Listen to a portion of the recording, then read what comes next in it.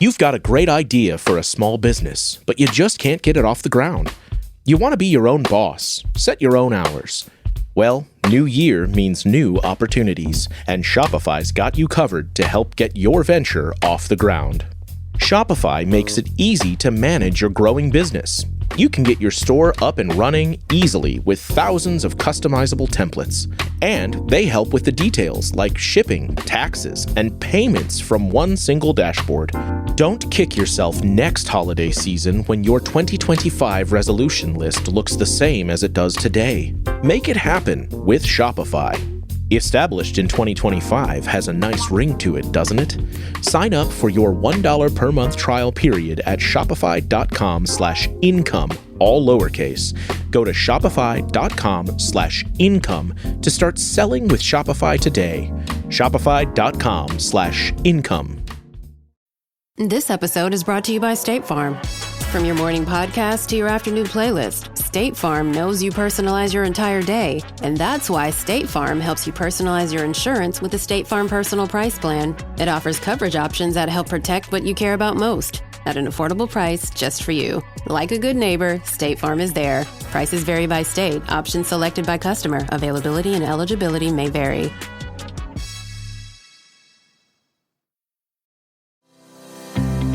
Hey everybody, my name is Jay and I'm a long-term supporter and listener of the guys over at GenXGrownUp, and I am also a Patreoner. And I think that you should do the same. If you find you're in a constant need for Gen X nostalgia, that's what GenXGrownUp is all about. So head over to patreon.com/GenXGrownUp. Let's support the guys. Let's keep it going.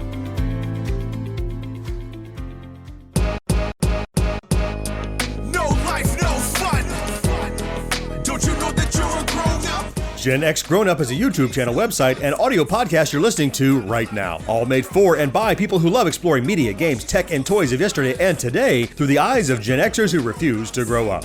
Your dinner cannot just be French fries. Basically, life sucks as a grown-up. Welcome back, GenXGrownUp podcast listener, to this episode 183 of the GenXGrownUp podcast. I am John. Joining me, as always, of course, is Mo. Hey, man. Hey, how's it going? Not a show without George. How you doing, George? Hey, how's it going, guys? It is going good. We had a little bit of break. Glad to be back. Had a couple of rewinds. In this episode, though, we watch a new HBO series about the cast and crew of a superhero movie series, see what new features Apple has brought to their latest mobile phone offering, and grab our whip and fedora for a new digital adventure with Indiana Jones. Those topics and many more coming your way in this episode. First, though, we always like to get the show kicked off listening to one of our fourth listeners. Now, the three of us are here. 2 or 3 of us may listen. There's no guarantee. But if anyone else does, that you are our fourth listener. And our fourth listener this episode is a longtime listener and Patreon supporter and fan of the show, Kat. Oh, Kat. She dropped us a line. Yeah, Kat. All about the 1984 Billboard Hits episode. That was a few months ago, back in 2024. Yeah, I'm still catching up on the mailbag. I'm getting caught up. Here's what Kat has to say. I have so many fourth listener comments that I haven't shared yet or can't make sense of because I didn't take good notes. But right now, in response to the 1984 Billboard Hits episode that I interrupted to type this, huge kudos to George from me for his appreciation for Wham, the band, and for Wake Me Up Before You Go-Go. Oh, and the Wham documentary, which he mentioned on another music-related episode, and I was so happy to hear it then, too. Yeah. So there you go. Praise from Kat. A triple praise. Nice. Yeah. It's always nice to hear when a fourth listener gets things right and writes in about it. I always appreciate that. So you're saying praise of George is accurate, is what you're saying. Yeah, and I am praising Kat for being correct. Yeah. I gotcha.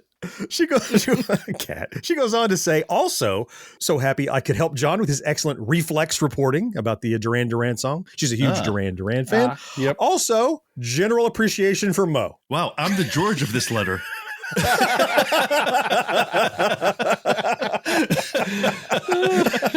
That's right. It's like praise, and Mo was there too. Oh, Thanks, Mo. Hey,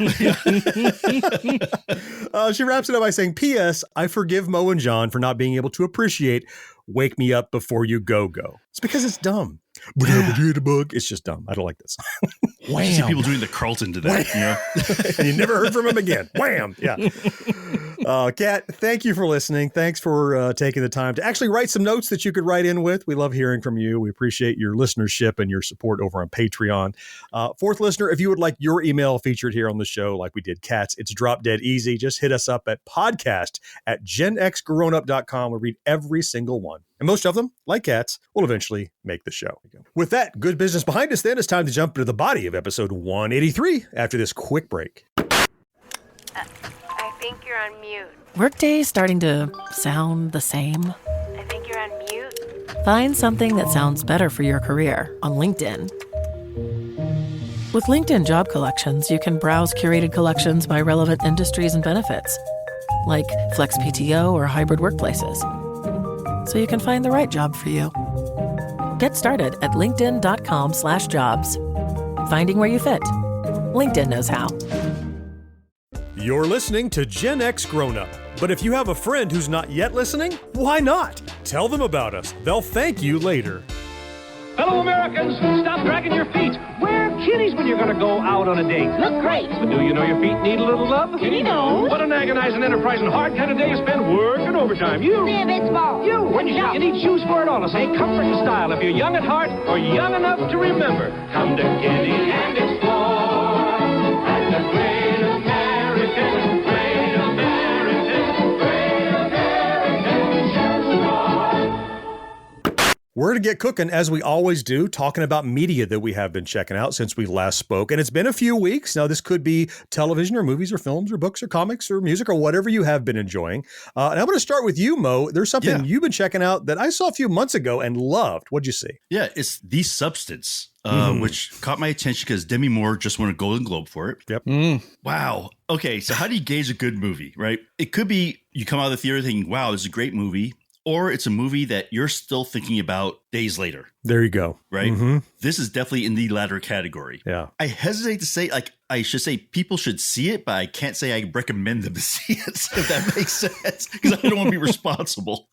It is a bizarre movie, but I was just engaged the entire time. I was just trying to figure out what the hell is going to happen next on this thing. Demi Moore stars in it, and the basic premise is super high level, is that it's about an aging actress who is getting passed over for they're looking for a younger replacement for her. And she gets involved with this big secret where you can take this drug and it creates, and I'm going to use that word exactly, it creates a younger version of you, basically. And there's a lot more to it than that statement, but I don't want to ruin it, so go see it to understand that. And the twist is that you have to kind of revert to your old self every week. And that's where the movie got really interesting because, your old self is still tired, then this young self, you're all happy, and you have to go back and forth. Very interesting movie, very well written. They took this bizarre topic and somehow made it I was all in on this. Even though it was ridiculous, I was all in on it. So I just wanted to ask a question based on your criteria that you stated at the beginning of what makes a good movie. You said something that is a movie that you keep thinking about days after you've seen it, right? Yeah. So does that mean Marcus secretly loves Midsummer? Absolutely. he just doesn't know it. He doesn't realize it. He's secretly infatuated with that movie. No, but it's a good film. I've only seen 40 minutes of this, and I'm still thinking about it months later after only seeing that 40 minutes, up to the point of the separation of the old and young self of the main character that you described. I am interested in finding out about that whole reverting back to the old self for a period of time. I guess it's like a recharge point kind of thing or something, maybe. Something along the lines, yeah. But it's, like you said, it was a strange topic. I find it a very, not strange topic, but a very intriguing topic, because what it's essentially trying to say with these statements and the movie and what it's telling a story, is talking about how we should view how we think of ourselves and how we portray ourselves in our real life as well as in our minds, because we're all in our 50s now. Yeah. I remember in my 20s going, what the fuck is that old 50 fucker looking? I mean, just a 50-year-old would look incredibly old to you. I still feel like I'm in my 20s in my mind. Is that weird? Even though I know my hands ache all the time from arthritis and it's hard for me to stand up in the morning sometimes and everything. That's what this movie kind of is pointing out for me. Mm-hmm. Yeah, I'm glad you brought it up, Mo, because I mentioned it briefly back in October when I first saw it. Yeah. When it was in the theaters. I saw it in the theaters, but it wasn't the movie I talked about in the show specifically, other than to recommend it. So I'm glad you've now seen it, and George got a chance to see some of it. Hopefully you'll finish and get to. There was way more, like, it kind of changed movies. It started as this, well, I guess it stayed this commentary on, entertainment and how we view aging actresses in particular, or just aging people in general and their value to society. But then it also evolved into, it just kept adding layers of, well, now it's this weird body horror, and now this is this crazy existential crisis about what it means to be you and who you are and kind of things. And it kept adding these layers. And so it's funny to me, George, you've only got about 40 minutes in, maybe halfway or so. Like, you have two more corners to turn in this movie that add what this movie actually is. That I think would be interesting. Yeah. Like you, Mo, I would recommend it too. I think anybody who has even a passing interest in topics like this, it's really well done. And she deserved that award that she got. And she got no rewards up until then. No Oscars, no nothing. Nothing. This was her first big award, and well deserved. And actually, and I give props to her because Demi Moore is 62, 63, something like that now. And she has the body of a 60-something-year-old. And she showed, I was like, wow, good for her. I'm like, rather than trying to hide it and do all this stuff, I was like, yeah, she's real. Older. Yeah, she's real, genuine. Put it all on the line. Yeah. Yep. So definitely props to her. So yeah, like I said, I'm not gonna, if you hated it and you see it, I don't recommend it, but you should see it. So that's what I have. Yeah. So how about you, John? What do you got for us this week? Oh, so I picked up on a new series that is made by HBO, but it's showing on Max or HBO Max or whatever they call themselves, the HBO conglomerate. And it's funny because we've talked several times on the show about superhero fatigue and the multiverse problem in Marvel and the DC challenges they've had. And, we talk about it and imagine what those people are going through and making decisions. Well, this series that I found on Max that just started called The Franchise is kind of about the behind the scenes of that. It's not a documentary, but it's this series about all the producers and directors and actors on a superhero movie who are getting all of the challenges you might imagine in the making of superhero movies and existing inside of a franchise. It's kind of it's a workplace comedy, sort of, in a way. So to give you an example of what's going on, they had this huge scene. They had this older actor who's kind of like an Ian McKellen type, like he's very dignified and he's stooping to play this superhero role. So he's kind of a prima donna. You have this young up and coming superhero that wants to make sure that none of the other superheroes are more powerful than him because he's the star. And then they have this big scene, and it's like the Mossmen and the Fishmen are there. It's almost like this Wakanda scene with all these characters, and they're all ready. And then this big muckety muck from the studio comes in and goes, "Yeah, I got bad news for you. And the movie right before yours, we killed all of the Fishmen. The whole planet's dead, so you got to get rid of the Fishmen." Well, like, we just shot the scene with the Fishmen. Right. And then they have problems like they had to bring in a female actress because they were going to make basically what was the Miss Marvel thing that had all these, female superheroines. They canceled that. So they're going to figure out how to wedge a female superhero into their film. And it's just backstabbing and prima donna kind of behavior. Like I said, and I watched maybe 3 or 4 episodes of it on the plane when I was headed out to Vegas a couple of weeks ago. And I think I'm going to keep watching it. I picked it up because I'm like, well, this will kill some time. And it ended up being really entertaining. And it's almost, I would be fascinated to hear someone that actually works on like Marvel franchise movies to know how close this is to the kind of politics and weird stuff. And of course, you have the interpersonal. This guy used to be married to this woman and now they're boss and subservient and all that kind of stuff, as you might imagine. So I'm not finished with it yet. I don't know if it's going to flop or keep going or land or whatever, but it's called The Franchise on Max, and I would recommend it. Cool. Well, like I said, I'm always curious how that stuff looks behind the scenes. So it sounds pretty interesting. Yeah. And I'm sure it's a tongue-in-cheek version. It's not a documentary, like I said. So, all right, cool. Let's round this out. George, what have you been checking out in media? Yeah, I'm going to cheat like we always joke about. I'm going to talk about 2 things, but the first one, just a blurb real quick. If you haven't seen it yet, there's a movie that came out recently called Juror Number 2. It's available on streaming services. Yes. If you want to go watch a movie that gives you a moral dilemma and really makes you think about what yeah. you would do in that same situation, go watch Juror Number 2. It stars Nicholas Hoult. It's got a couple other big names in it for brief periods of time. J.K. Simmons, Kiefer Sutherland, a couple other people that are in this. But it mainly focuses around Nicholas Hoult and a trial that he's placed on as Juror Number 2. Mm-hmm. I don't want to say any more about it than that. Just go check it out. Yeah, if you want to go watch a film that will make you go, holy shit, what would I do in that situation? The thing, though, that I decided to talk about mainly, and I think because I recently finished a rewatch of Falling Skies. You guys remember that sci-fi TV show that was on TNT back in the early 2000s, I think it was. Yeah, it was a while ago. It starred Noah Wyle, and that's why this series popped up on my radar. It's called The Pit, and it stars Noah Wyle from Falling Skies and ER fame, and The Librarians, a few other things. But imagine if you took ER, modernized it with a dramatic retelling, but applied the Kiefer Sutherland TV show 24's format to it. So it's like real time. That's what The Pit is. So everything is real time, and each episode is an hour in the day that they're telling in this season. Oh, interesting. So it starts off with him showing up to work at 7 a.m. And the title of episode 1 is Hour 1, 7 a.m. to 8 a.m.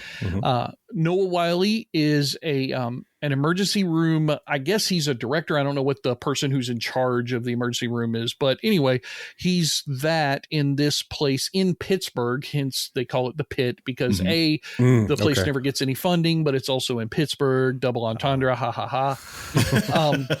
In the pit. He's coming to work on a day that he normally has not worked in several years since COVID because the former person in charge of the ER department, who was his mentor, died during COVID on that particular day. Okay. So he's got a lot of PTSD kind of stuff wrapped up in that day's significance for him. He is in charge. We get a whole fresh ensemble cast thrown at us in episode number 1. We get, the people he's been working with for a while that are his standouts and whatnot. The nurses who really know everything that's going on. It's very ER-ish in those regards. We get a whole new group of trainee doctor people that are coming in, including the one young woman who played the android in the Picard series in the first 2 seasons. I can never pronounce her name, but she is one of those new doctors coming in. We see several patients. This is on Max, just like John's other series that he was mentioned earlier. So they don't shy away from the gruesome or nudity because this is on Max. So they're going to show you everything in its raw form. Now, what I really appreciated about it was not done to be salacious and it was not done to be gratuitous.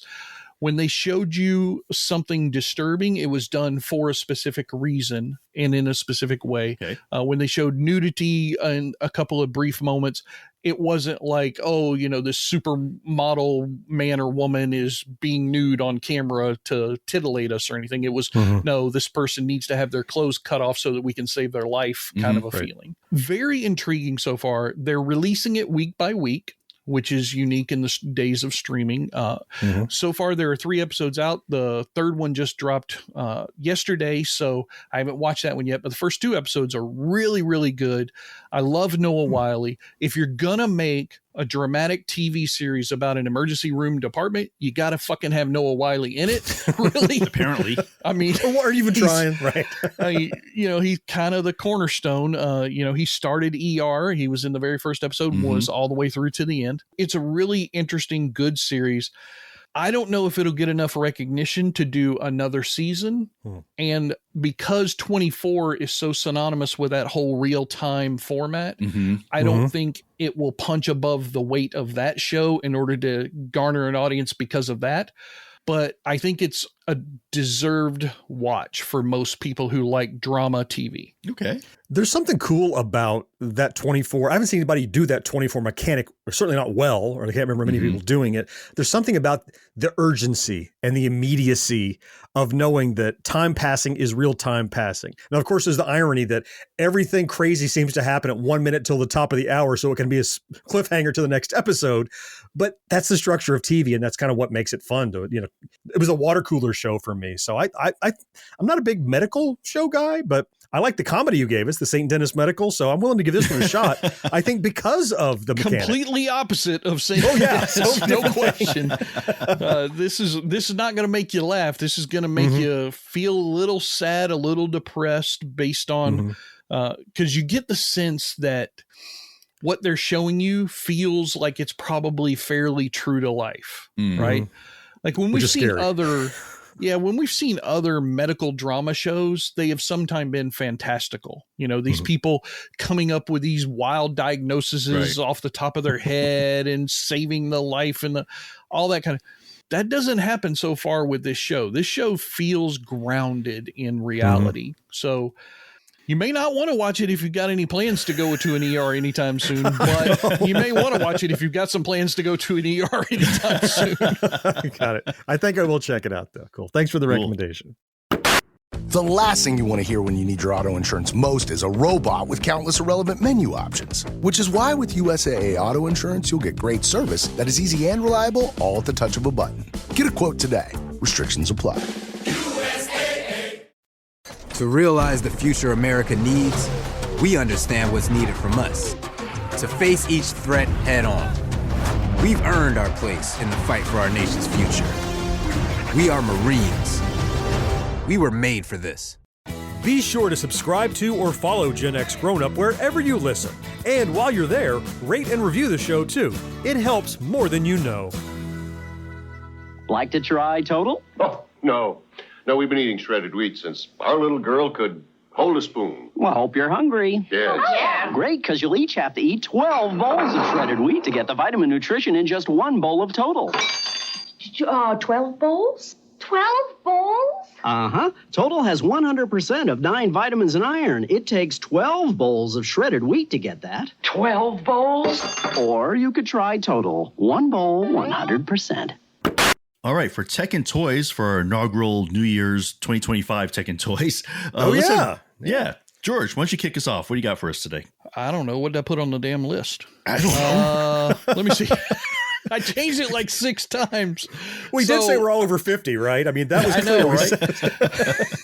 I was going to talk about YouTube Get, which is this tool that John had given to me a long time ago that helps you to download videos directly from YouTube. And the only reason why I wanted to talk about it was just I was trying to grab some episodes. I found a playlist, and what I was fascinated is that YouTube Get, you can copy the link to the playlist and it'll download each one of the individual files for you instead of you having to do each one separately. That was neat. But I decided instead to talk about a tool that I am using double dipping to create a new YouTube channel. And John and Mo don't know shit about this. They're looking at me right now like, whatever. I'm not, the channel is, I've got a few videos out on it so far, but I haven't made them public yet. I'm going to build up about 20 or so on it. But anyway, this new AI tool, I don't know if it's new to me, called Suno AI, Suno AI. Okay. I know John and Mo have researched this stuff here and there for different reasons. This is another one of these tools that creates music for you based on a text prompt that you get. I have played with that once or twice, maybe. Yeah. Okay, so this one you've played with in particular, you mean? Now that you mention it's about music, it sounds familiar, but I don't use it regularly or haven't gone back to it yet. Was a novelty for me, really. Sure. So I'm using it to create some music for a channel that I wanted to start, and I'm using ChatGPT to generate the song and the lyrics, and then all I'm doing is taking the lyrics and the title of that song and what style I want that song to be, putting it in this program, and then letting it generate the music for me. Even on the free plan that I'm using right now, it literally takes 45 seconds to generate 2 versions of the song that you ask it to create. It does that regardless of whether you ask it to or not. It always creates 2 versions. Okay. They are different time links because it takes different tacks with it. But not only are these songs full music, they are full voice as well. I was about to ask that. Interesting. So this AI program creates virtual singers to sing your song that you've put in. So what I'm essentially doing is saying to hell with all the creative artists out there in the world, and I'm just using AI to create my own shit because I'm basically talentless when it comes to that stuff. You can type though, so you got to.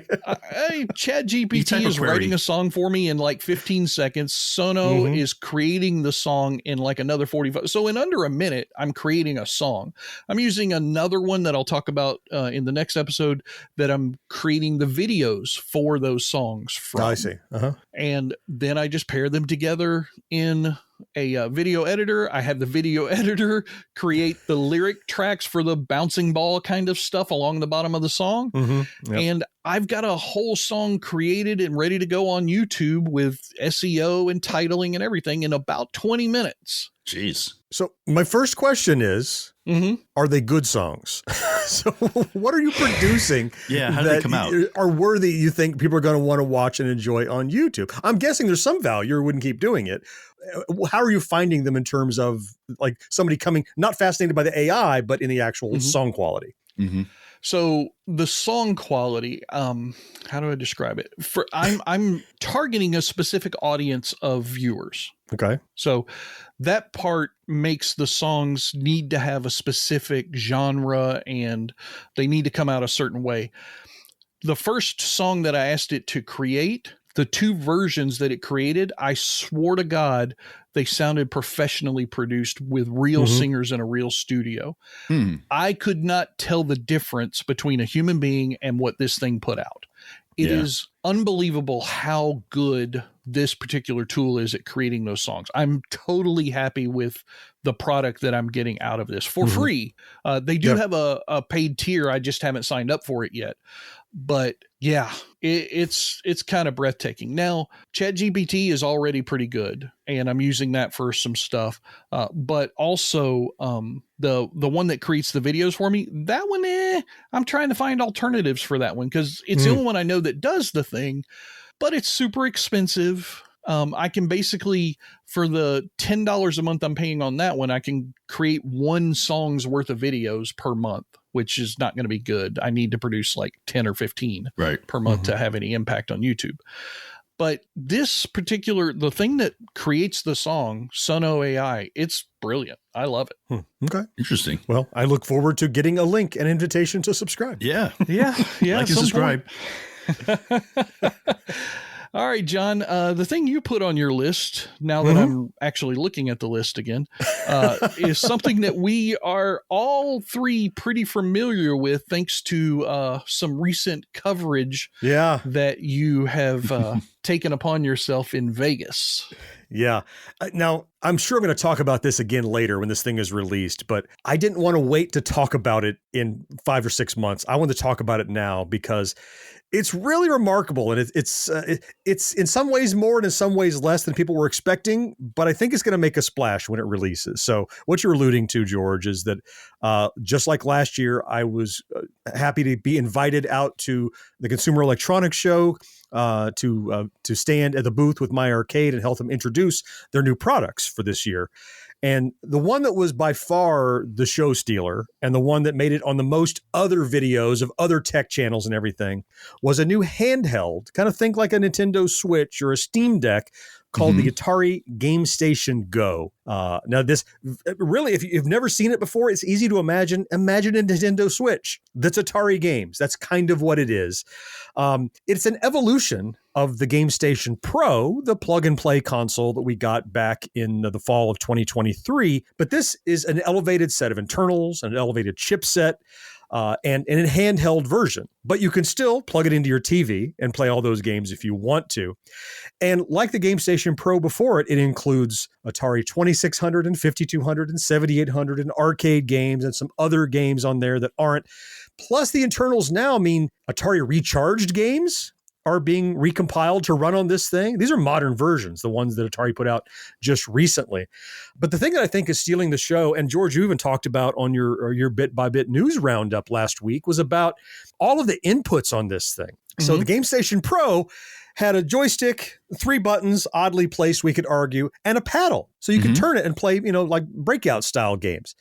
This thing has a D-pad and ABXY buttons and 4 shoulder buttons and a numpad and a trackball and a paddle. All of this on this handheld, it's littered with input.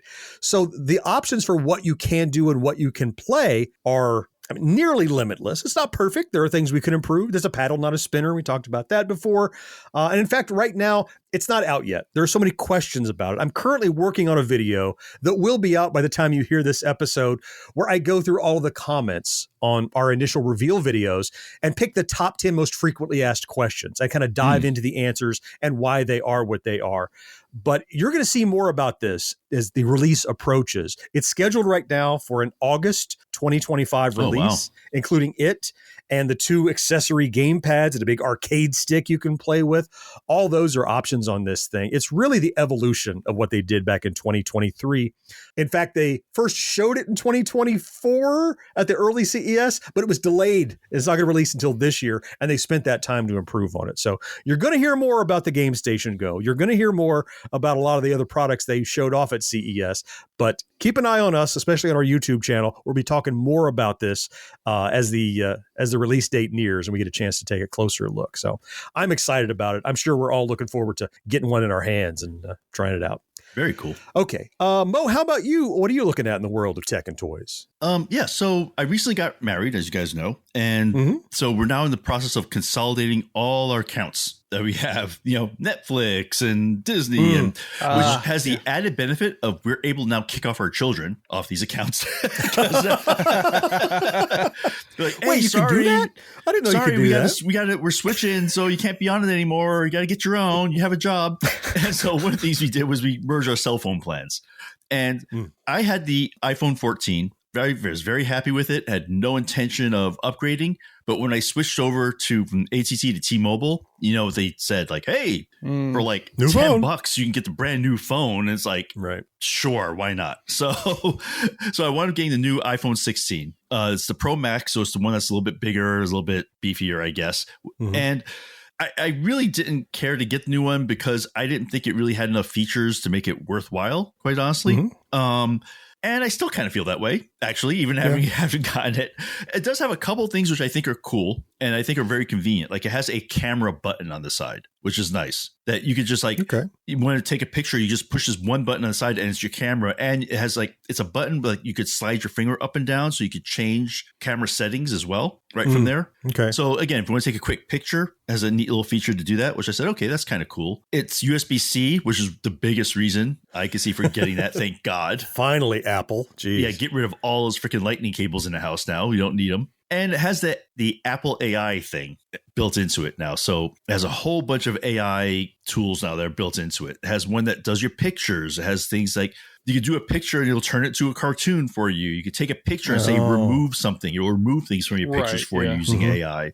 And now those features admittingly work surprisingly well. I was actually shocked. I got rid of a person out of a picture. It's like just gone. And I was like, holy crap. And if you look carefully, you kind of see where they were, but it was good enough that the casual person would not have any idea. And also the Siri feature, which on it is also now using AI to answer questions and do stuff like that as well. So that's what they added. Is it worth the extra money? I say probably not, but it's still a solid phone.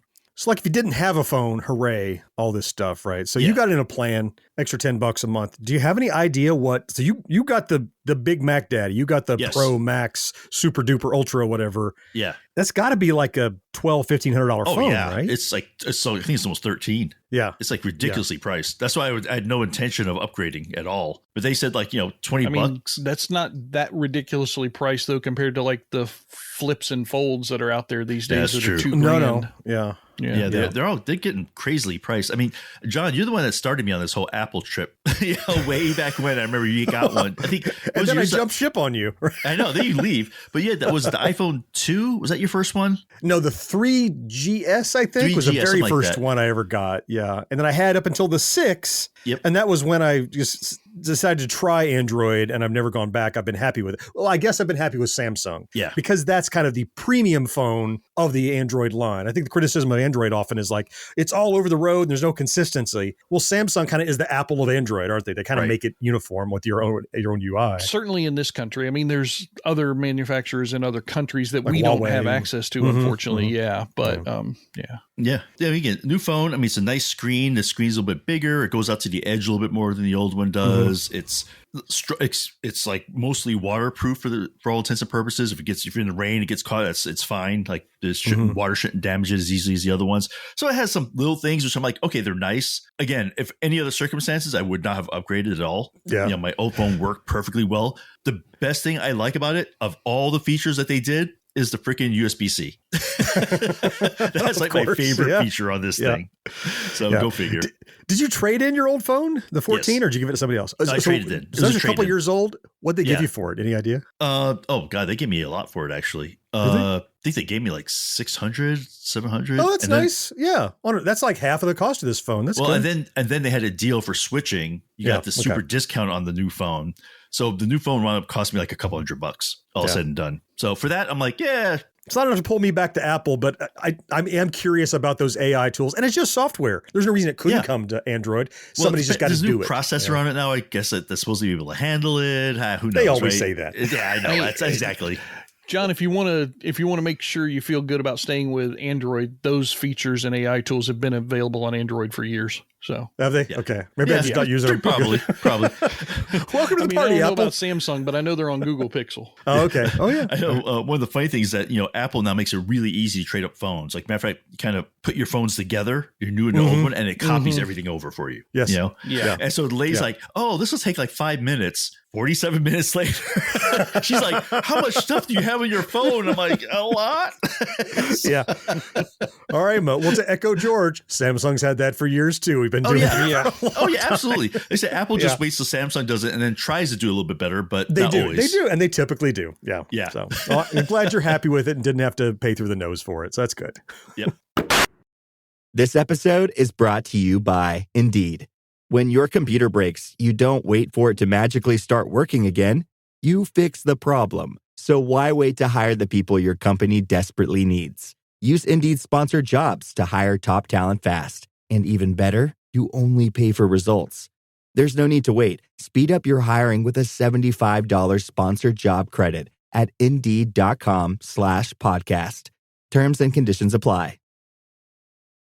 This episode is brought to you by Amazon. Sometimes the most painful part of getting sick is the getting better part. Waiting on hold for an appointment, sitting in crowded waiting rooms, standing in line at the pharmacy, that's painful. Amazon One Medical and Amazon Pharmacy remove those painful parts of getting better with things like 24/7 virtual visits and prescriptions delivered to your door. Thanks to Amazon Pharmacy and Amazon One Medical, healthcare just got less painful. Each episode of Gen X Grown Up has show notes loaded with links where you can learn more about our topics. And there's even more to see and hear over at GenXGrownUp.com. That's a wrap. In the 415 area, call 976-2345. Write it down. The number to call for people who want to appear in films, videos, and TV commercials. In the Bay Area, all types and ages are needed now. Extras, actors, and even street performers. This is not a school. No experience is necessary, so call 976-2345 now. For a $2 phone call, it's your casting call line. In the 415 area, 976-2345. If lines are busy, write that number down and call back. This is the main event of the podcast. For the 3 in attendance locally and the millions listening around the world. Ladies and gentlemen, it's time! All right, time to talk about games. And if anybody out there listening to this podcast loves it when George gets really pissed off about something, just stick around to the end of this segment because I'm really fucking mad about the game that I've been playing. Oh, goodness. But before we get there, let's go ahead and start with John and let him talk about a game that hopefully he's happy Well, now no one's with. going to care. Everyone's fast forwarding now, George. That's right. No one's going to listen to anything Mo and I have to say at this point. Thanks, George. They're like, I got to get to the rant. Are you kidding me? I'm going to talk about a cutesy little game that's fun to play. So if you don't want to hear rage, stick around. I enjoy playing digital versions of board games as a video game, like more than I like playing the physical sometimes, which is weird, I guess. Like Settlers of Catan, I played that physical once. I was so infuriated with the micromanagement of all the little pieces and stuff, but I'll play Settlers of Catan on the computer at the drop of a hat. Love it. Board games in general on computers, because I like the structure of board games. So I went down a path of browsing, like what board games are available on, Uno is out there and things like that. And then I came across a game that I enjoyed playing as a board game as a kid, and found out that in December of 2020, a digital only sequel came out, The Game of Life 2. Is available to play on computers. So it's a digital version of Life. The spinner, spin the little spinner, you drive a little car, and you add pegs, and you get jobs, and you get taxes and everything. And you get to the end when you retire, and you try to have the most money and, rewards and everything. So first, this is a digital game that's cross-platform multiplayer, meaning if you've got it on the Switch and the PC or the PlayStation or whatever, you can all play together. There's like a kind of like a Jackbox room code. It's not even like matchmaking. You just say, here's a code for friends. They all type it in, and you all end up in the same little room to play together. It is very candy-coded, cartoony version of The Game of Life, which is fine for me. It's very cute. You pick little avatars and dress them up how you want. And there are expansion packs that you can get. There's like the regular one, and then there's like the snowy one, and the haunted house one, and the tropical island one, and whatever. They're really the same game with other skins, but they're all updated so that the careers that you get and the job paths that you take and the houses and stuff that you can buy are themed, and they're updated for the modern day. So like you might, you get your first job, you draw cards, and it used to be like, architect, doctor. And now it's like web designer, YouTube personality. Or, it's all these weird digital modern kind of things that you can get. Not all of them. Some of them are still traditional. And like if you go and do there's a fantasy one, and the jobs might be, dragon slayer and vampire hunter or what, it's like whatever fits in that universe. And I sucked in a friend that I'll often play with. You mentioned Marcus earlier, and he's actually recovering from some surgery, so he had lots of time off. So I said, hey, you want to try this game? And so he picked it up. It was on Is There Any Deal for $9. It is the ultimate in let's play a game for 20 minutes and then do something else kind of game. It's not uber replayable, but it's one of those that we kept, several days later, I'd get a ping, go, want to play a game of life? Like, it's just easy to get into. It's not a big commitment. And the multiplayer aspect, there's a lot of chance in what you spin and how you roll and that kind of thing. And I found I really enjoyed it. I bought the expansions because I wanted all the cool little avatars and cool stuff. I want to dress my guy up in a Frankenstein costume or something. I thought that was cute, but I didn't know it existed. And once I played it, I thought I would mention it here on the show as something that for about $9, you can get into it and play it. It's fun to play by yourself. Even more fun if you got a buddy. If you get it, hit me up on the Discord server. I'll jump into a game with you because I'll play it anytime. It's quick and easy. Game of Life 2. GenXGrownUp.com/Discord. There you go. I knew George would pick it up. All right. Mo, one more game to get through before George gets to go on his rant. So what have you been playing? In case anybody's listening. Well, I'm kind of curious about his rant now, but so actually, John, this is a game that you started to play and then got booted out of. I wound up getting it and playing it through. Oh, indie. So It's the Indiana Jones and the Great Circle again. Mm-hmm. So I'm ready. When you described it to me, I was already had my eye in this game. I wanted to get it. Mm-hmm. And I saw it. I looked at it. I heard your commentary on it. I'm like, screw it. I saw like a 10% off and I bought it. I was like, good enough. Okay. It's only $99 now. Yeah. I actually don't regret it. It's a really good game. It is a really, really good game. Like, you go to different parts of the world. Of course, they have the little Indiana Jones, the map with the little red line, with the music going over when you travel place to place. But the story feels like it could be a movie. Like the plot and the story behind it, like, oh, this totally could be part of a movie. There's so many little side things you could do that you don't have to do, but you can do. And you kind of want to do them because they're interesting. They kind of like, you don't want to avoid those things. And each area you go to, I keep thinking like, okay, the game ends at the end of this section. Nope. It takes you to another part of the world, and there's a whole nother big, huge thing. And I'm like, okay, this is the last part. Nope. It takes you to another big part. I'm like, what the hell? How big is this freaking game? A lot of value, I guess. Yeah. I haven't finished it yet, actually. And I've been playing it a freaking ton because I have been doing a lot of the side things on it. But the mechanics behind it are really good. It's kind of a Tomb Raider-y, I guess, like you kind of said, like Tomb Raider sort of style game. Yeah, it makes sense. Yeah. But it's first person, though. Yeah. Well, isn't Lara Croft basically a female Indiana Jones anyway? Kind yeah, of. pretty That's much. what I was thinking. Yeah. Yeah, right. Pretty much. But they have like these, the side characters that you introduce and you meet are very interesting. It's a lot of fun. The adventures, like you go to Egypt and you go to Taiwan, you go, all these very exotic places. They really do a good job of laying out just the whole areas and the scenes that even though it's somewhat guiding you, it doesn't feel like you're being led around. You feel like you have some independence and you're choosing to do these things. You get to wear disguises, of course there's Nazis, so you get to kill Nazis. Always a good thing. Oh, good. Yeah. It's one of the two things you can kill without being, in trouble, right? Nazis and zombies. So there you go. Yeah. So there's Nazis, but you go to Rome and the Vatican. Again, it's like all these things that you definitely can see, like this could have been like a movie. The voice actor, the guy who played Indiana Jones, does an amazingly good job. Amazingly good job. That crazy. It sounds so much like him. It's kind of funny. But overall, like I said, in hindsight, maybe wait till it comes down a little bit more in price. But but when it hits that like $30 range, I would say definitely get it. As if you get down to that price, I say it's still worth it. I think at that price. But like I said, fun game, good. I'm glad I got it. Yeah. Well, mine's still installed. I just need a key. I need to wait till the price comes down and I get a key. All right, George. What do you have for us today? Oh, we're out of time, everybody. Thanks for tuning in. You might want to cut it off right now. That's for sure. Let me turn the volume down a bit. Hold up. So this is John might be happy about what I'm about to do because John has always stood for journalistic integrity. I am neither a journalist nor do I have any integrity. However, in this particular case, I think I'm going to uphold his ideal. Okay. We are very good friends of the new version company of Atari. Mm-hmm. Yeah. We talk with a lot of their people. We get a lot of their products that we review on our YouTube channel. A lot of their games we are very happy with. The stuff that comes out of Digital Eclipse, which is now owned by Atari. The Atari stuff themselves, like the Recharge series and everything that has been out lately. We really enjoy Atari. We love Atari.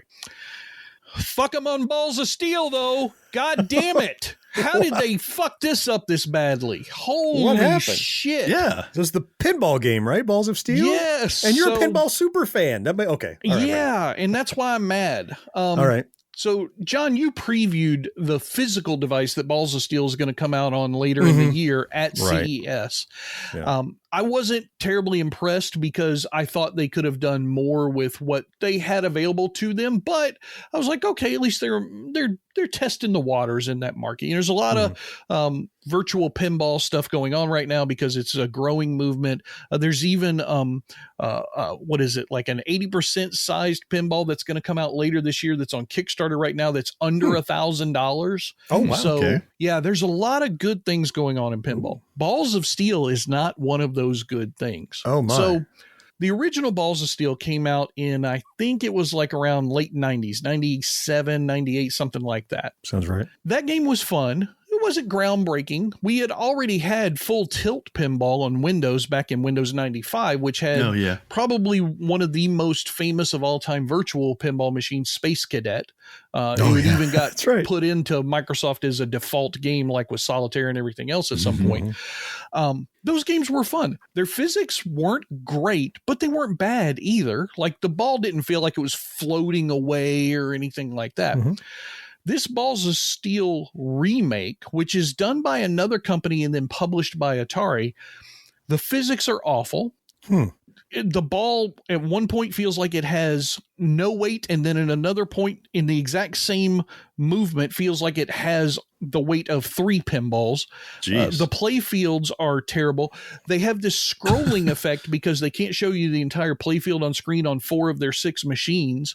And there's no way to go full screen and shrink the pinball field down and turn off that scrolling effect, which is very disorienting when you're playing because of the rapid way that the field scrolls. It's virtually impossible to hit a shot. If you're playing pinball, and anybody out there who enjoys pinball knows, you just keep trying a shot until you figure out on the flipper where you need to hit the button for that ball to go to the place. You can't do that with Balls of Steel because no matter where you hit the button, the flipper and the ball are just going to do whatever the fuck they want. And that's when you can see the ball on screen multiple times. And I'm running a heavily powered gaming computer, right? Yeah. Multiple times I have the ball disappear. I have the screen freeze momentarily and come back. And I have installed this on both a regular spinning drive and on an M2 drive. So it's not that. My graphics card is, like from a year or so ago, top of the line at that point. Yeah. My CPU is a Core i9 with 32 gigs of RAM in the fucking system. There's no way I should be having any problems with a simple virtual pinball machine. And as a matter of fact, I play Pinball FX and Pinball FM and VPX all the time and have no problems whatsoever with any of those systems. Probably much more demanding too, those others that are, those are more way 3D more rendered demanding. and stuff. Yeah, 3D rendered. You've got animations, voiceovers like Mo was talking about and the other stuff. Those games are way more intense for a CPU and a GPU than this game should be. So I don't know what happened. It feels like it's a bunch of poorly written, slapped together code, and nobody at Atari maybe vetted it before it got out into the world. So you mentioned, and you're right, this is a re-release. I think it probably doesn't include the Duke Nukem table because they lost that It does license not have probably, the Duke Nukem table. but it has the other new. So it says 5 or 6 or 7 tables, whatever. Yeah. There's like 4 of the original tables and then 2 new tables that are based on Atari properties. Yeah. Yeah. You kind of touched on this, but I'm curious what you think. What do you think happened? Like, did you ever play the original? I did not. Do you think this was a sloppy port? Do you think the original was bad like this and this is faithful, or what do you think? So the original, in my memory at least, wasn't this bad. Okay. Now, granted, that original came out, like I said, end of the 90s. So I'm sure I'm forgetting a lot from that time because that's over 5 years ago at this point, 26, 27, 28, whatever. Jesus. Years ago at this point. Yeah, way too long. When I played it, it looks to me as though, because it's a completely different company than was who originally programmed. I don't know if they brought on any of the original programmers, if they ever got a hold of the code. I don't know what they used to create this game. It feels like something that a high school person would create in a programming class for their project of the semester. Ooh.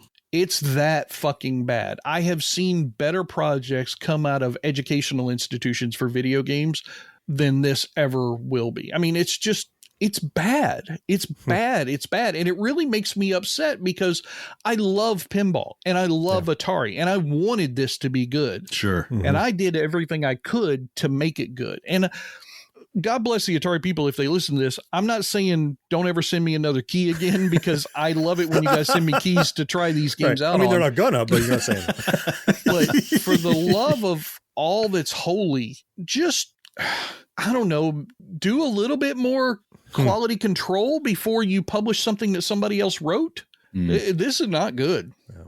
You said you're playing this on PC. I wonder if this is a problem. This could be true. Like some things have problems on PC that don't have problems on like Switch or whatever. I wonder if like a version was good and the others got ported and didn't get vetted properly or something. I know you haven't tested all those, but you don't know. I know, of course not. I got this key from the good folks at Atari because I asked them, I said, hey, I heard you came out with this pinball thing. I'm trying to do more pinball content on our channel. I'd love to check it out. I don't even want to put a video out about it because I don't want to be this mad at Atari in one of our videos. I don't mind doing it here in the podcast, but I don't want to put a video out that throws that much shade at something that Atari has their name on. Yeah. Well, we like to do videos about what we celebrate, and when we criticize, explain why. And like you said, your journalistic integrity, it's important that you speak your mind, and you did.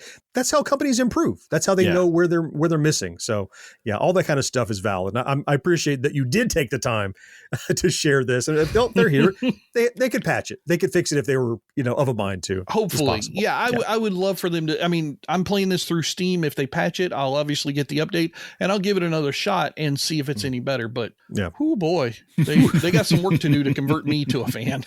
Yeah. My name is Cindy Burnett, and each week I interview at least 2 traditionally published authors on my podcast, Thoughts from a Page. We talk spoiler-free about their books, so you can listen whether you have read the book or not. And then we delve into things that you most likely won't hear about anywhere else. The importance of the cover design, why they included various aspects of the story, personal details about both the books and the authors' lives, and so much more. You can find the podcast on every major platform and learn more about it on my website, thoughtsfromapage.com. Thanks so much for checking it out.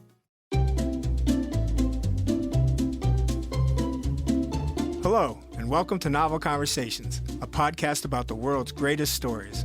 I'm your host, Frank Lavallo, and for each episode of Novel Conversations, I talk to two readers about one book. And together, we summarize the story for you. We introduce you to the characters, we tell you what happens to them, and we read from the book along the way. So if you love hearing a good story, you're in the right place. Our 9th season is coming this fall. Tune in to hear from some of the all-time great authors, Charles Dickens, Jules Verne, F. Scott Fitzgerald, and more. Subscribe to Novel Conversations wherever you listen to podcasts.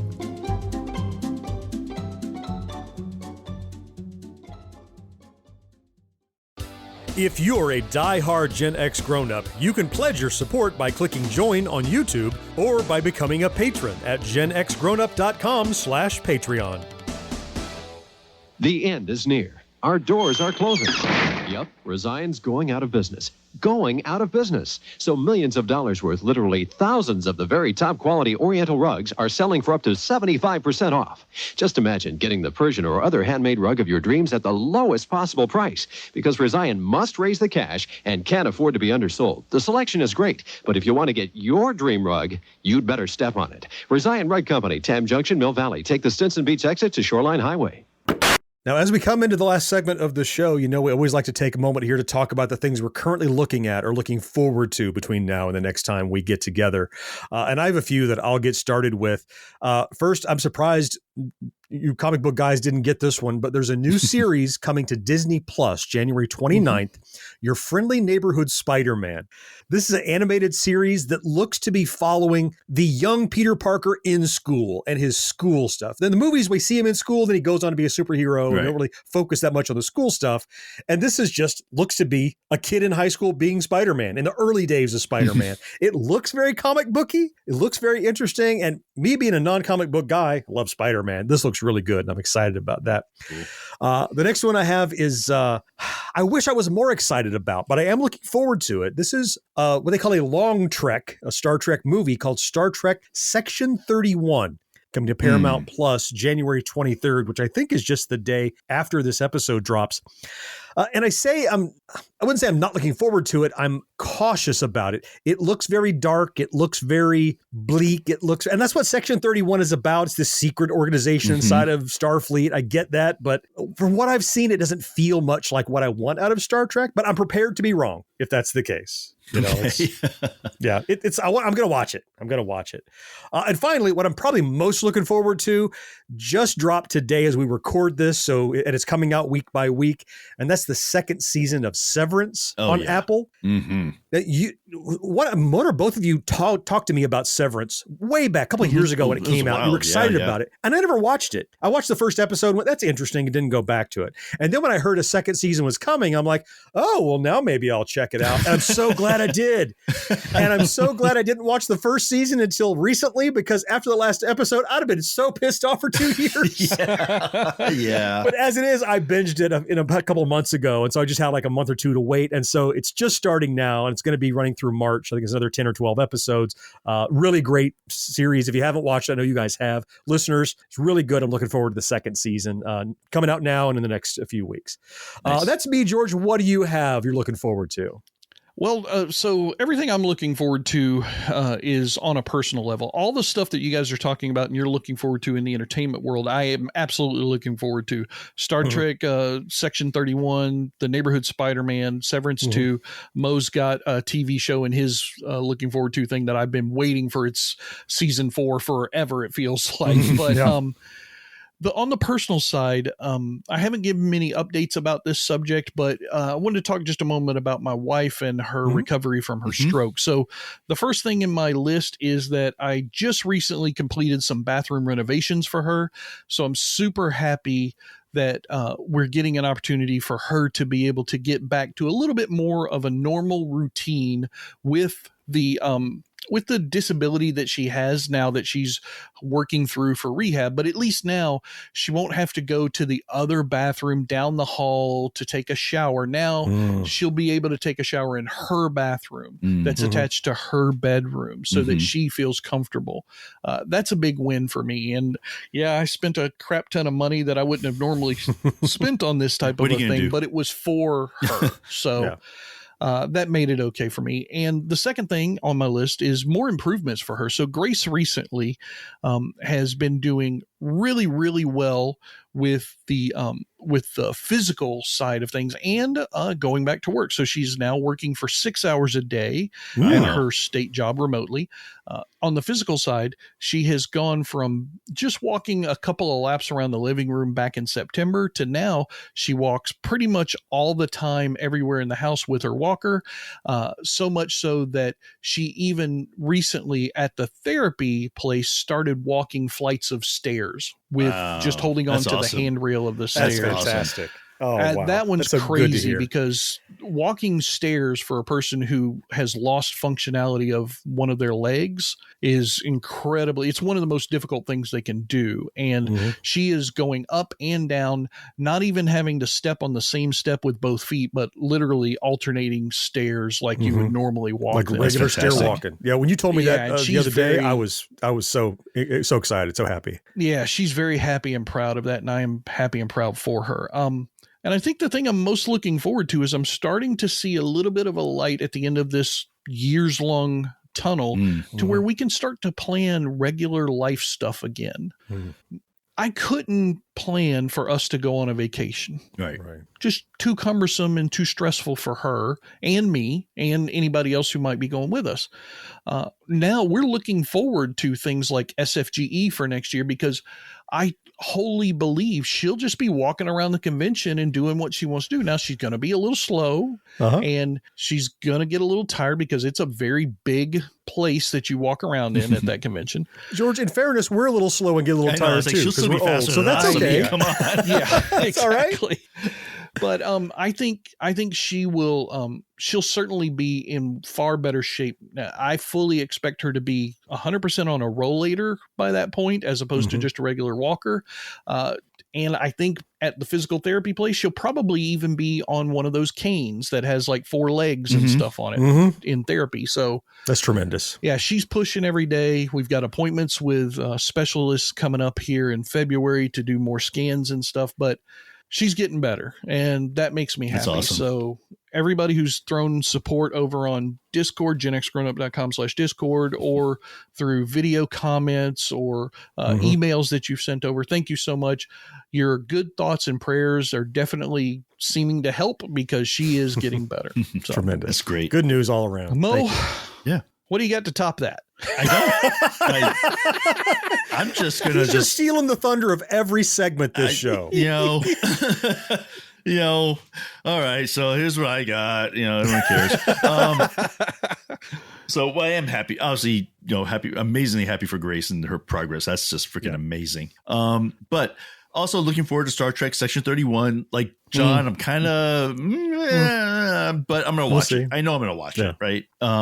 The second one, and John, this is something for you and your daughter. There's a horror movie coming out called Presence. It's coming out January 24th. It's already on pre-reviews, is doing extremely well. It's about a haunting, but they say it flips the whole genre of like people moving to a haunted house, basically, not knowing that it's haunted. Never heard of it. I'm in. They said they say it's changing the whole genre. They said you will be. It says it's like one of the scariest movies. Maybe it's all hype. I don't know, but that's a big setup. We got to be careful. But I'm interested. Yeah, but yeah, I said it comes out January 24th, so definitely looking forward to that. What I'm most looking forward to, George mentioned it earlier, is Mythic Quest Season 4. Finally. Oh my God. I love that show from the very first season. And the way the last season ended, where basically he was going off and forming a brand new company. And I just can't wait to see where that goes. And so that's coming out on Apple TV January 29th. And I think they do that weekly, George. Do you remember, or they dropped the whole thing? I don't remember. Before, I believe it was, they were dropping it weekly because I remember having to wait for episodes in season 3. I was shocked that we got a season 4 because I It had did. been I so thought it was long. I over. didn't think we were going to get one. Yeah, I thought it was over, but nope, they're doing another one. So, and for those you don't know, it's basically about a company that has like a World of Warcraft kind of game that they built, and it's about all the characters who are involved in it, around with it. The third season was so, I don't know how to put it. It so heartbreaking in some parts with like some of the friends and. I mean, it was just crazy. So great show, really funny. So definitely worth seeing. So before we end the show, let's go to our Patreon question. And for those who are interested in giving us a question, it's super easy. All you got to do is go to GenXGrownUp.com/Patreon. Little as $1 a month, and we will answer your question right here on the show. And this week's question is from Joe H, who's actually submitted questions before. And this one I thought was simple, but then I started thinking about it and it got really difficult. So here it is. What person living today would you want most as a guest on your podcast and why? Anybody want to jump on this one right away? Nope. All right, I'll go first. How about that? I'll change it up. Well, you remember George has panache. He's got to hold it, right? Oh, that's right. That's right. He's the prima donna. He's going to come in later. Yes. Right. So mine, I gave this a lot of thought because I'm like, who would I really? And I had some criteria. I says it's got to be somebody who obviously I have some interest in, and somebody who I think would be a good, fun person to have as a conversation with. And so my person is Mark Hamill. One for Star Wars. Obviously, I'm a huge Star Wars fan. But not only that, but just his work that he's even done lately. He was in The House of Usher. I don't know if you guys watched that one at all. He was in that one, did an amazing job. And everything I've seen, everything I've read about it is that he's one of the few people that has not poo-pooed his Star Wars stuff he's done. Like, he's always been super supportive of fans. He's always appreciated people who say they like his work. And he seems like he just generally likes talking about all of that. Like he even does cameos in some of the Star Wars stuff that no one even knows it's him because he's in costume, because he just enjoys it that much. So he's my choice of someone I would like to talk to because I think I could easily get an hour conversation out of. Yeah. How about you, John? All right. I'm happy to go next. And mine is interestingly also an actor, though I considered several others who weren't actors, but really before I had a podcast, before I had a YouTube channel, before anything, I had a list of like 4 or 5 people who I would most like to, like some people I like, but I wouldn't want to sit and have a beer with. Yeah. Like I think Penn Jillette is one of the most fascinating people in the world, but I don't have anything to talk to him about. I just think you're cool. That's all I have to say, But really, one of the people who was on that list for years and who would still be on my bucket list to have is Will Wheaton. Yes. And I crossed my mind. He's been a figure in Star Trek. And of course, I'm a big Star Trek nerd, as all of us are. But really, it's more about his work that has spawned and his activism and everything that come out of his recognition in Star Trek and other stuff. I mean, he goes back to Stand By Me, one of my favorite films. He was a young child actor, Toy Soldiers he was in, and then, of course, his Star Trek stuff. And since then, his novels he's written about growing up and his challenges being a young actor and how his parents didn't necessarily treat him right in the environment around. And he strikes me as someone who, unlike some other people who I mentioned and didn't, I think I would enjoy just sitting down, whether I had a microphone or not, and talking to him and about anything, being in his airspace. And I just find him a fascinating individual and how outspoken he is and how outspoken he is for the rights of others. He's a fascinating guy. He's fearless. I think he's just really amazing guy. So Will Wheaton is the one I would pick. And thankfully he's alive. It could still happen today. It's quite possible. So, all right, George, you've had some time to ruminate. Yeah, right. Well, I'm going to cheat. I'm going to mention a couple of names before I get to the one that I would pick. Yeah. So if I were going with a celebrity, there's 2 actors that spring to my mind right away. And it's just funny because just like 3 or 4 nights ago, my son and I were having a conversation when we were sitting on our couch and my son was asking like, who is my favorite actor of all time kind of stuff. And I'm like, holy fuck, that's just really impossible. I mean, living, dead, there's so many different criteria. It's ridiculous to even try and think about that. But these 2 names popped up as part of that discussion.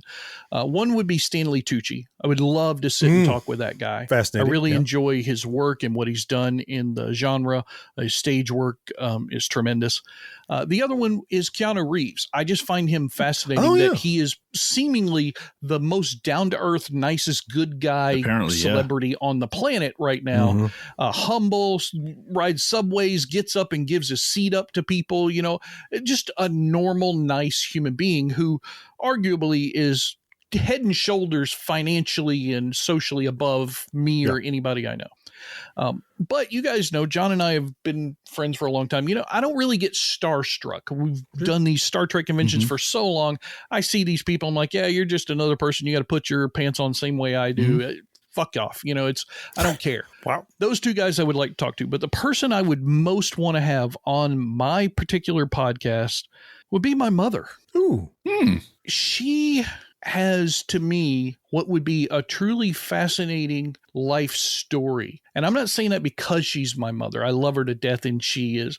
But she has a really, just the storyline, the through line of her life, starting off so dirt poor, like outhouse, no electricity, humble beginnings in Kentucky, to raising a family in North Florida and moving into upper middle class throughout the whole experience, and, dealing with somebody like my father and somebody like me, and, all these different things that she has had to. I know, right? It's just that by itself is a whole novel. Right?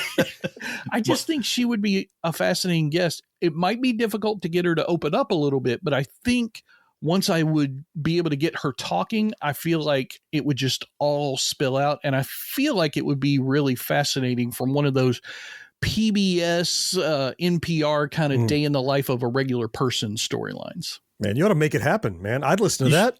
Yeah. I'd listen to that 3 times and 4 times on Sunday. That sounds great. Yeah. That sounds fascinating.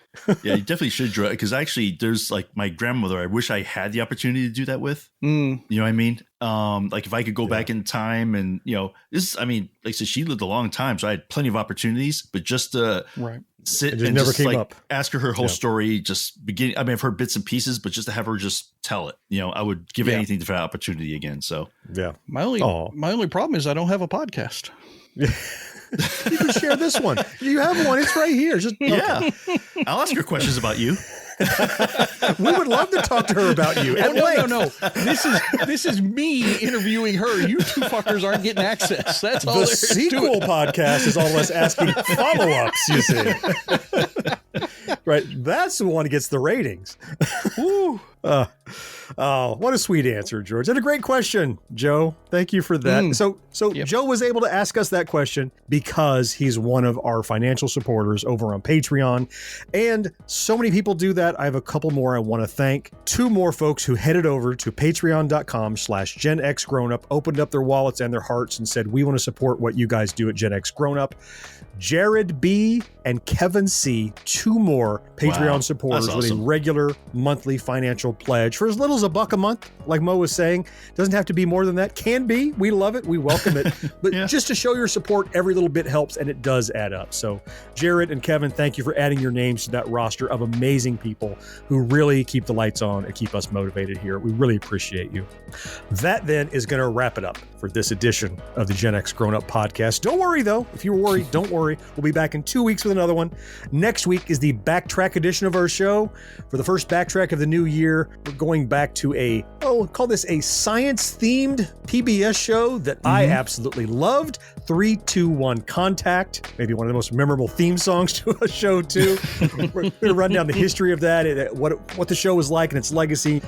Until then, though, I am John. George, thank you so much for being here. Yes, sir. Mo, I appreciate you, man. Always fun, man. 4th listener, it's you we all appreciate most of all, and we cannot wait to talk to you again next time. Bye-bye. See you guys. Take care, everybody. No life, no fun. Don't you know that you're a grown-up? Gen X Grown Up is a member of the Evergreen Podcast family. Learn more at evergreenpodcasts.com. While she shows till sunrise. Unacceptable for grown-ups. Your dinner cannot just be french fries. Basically, life sucks as a grown-up. I think we're fun. We're fine. We're something. Fun. We're fun. We're funnily fine. And I do have a counterweight on my microphone stand now. Ah. Mm-hmm. Does it help? Is it your cat just hanging off the edge? I know. It is. Are you hanging your cat again off your microphone? It's an unopened bottle of ranch dressing zip tied to the other end of the pole. Okay. Wow, that's ghetto. Yeah, that's ghetto. I'm testing it to see if I want to get some ranch dressing. What happens when you start getting hungry? You're like, It's right not there. that It's heavy. Let me convenient, just get. Yeah, but eventually uses so much that it doesn't balance it out anymore. He'll start like leading down further and further as he uses it. That's right. As I run out of ranch. We really should use A1 sauce. I think that'd be appropriate. I thought about it. It's not thick enough. It's not good enough. It's nothing. Might as well not even be there. Oh my goodness, my butt. Okay, let's see. Which one is that's volume? I'll adjust this one. Move my salad dressing. Hold on. Okay. Move your salad dressing over. I moved it, yeah. It's a vegetarian podcast now. A little crudité dip, yes. It's cucumber ranch. It's very good. It's by Kraft. Wow, now it's cucumber ranch. Jesus Christ. It just keeps getting better. It has the right density to balance the microphone. That's right. I was checking weight by volume, and this was about the same as my Yeti. Yeah, he brought the Yeti into the supermarket. I was comparing them. I had a scale. I'm measuring. I need. Oh no! It has a windscreen. I have to move it up to cucumber ranch. Now I get the bacon bits in it. He's got the Lady Blind Justice scale sitting over here on the counter. Oh my Lord. You know, a lot can happen in 7 minutes, and luckily, that's how long it takes me to tell a story. My name is Aaron Califato, and I'm the creator of 7-Minute Stories. I'm proud to partner with Evergreen Podcasts, and I'd like to invite you to join me on this journey. I'm going to take you on some crazy roller coaster rides using my unique extemporaneous storytelling style, and together, we're going to try to make sense of the world, all through the art of storytelling, and all in approximately 7 minutes. Pit Pass Moto, sponsored by Moto America, is the show that keeps you up to speed on the latest in motorcycling and brings the biggest names in motorcycle racing right to you. From candid interviews with the top names in racing to providing insights into the trends and trendsetters driving the motorcycle industry, we have you covered. New episodes are available every Thursday at pitpassmoto.com and on your favorite podcast app. Ride on!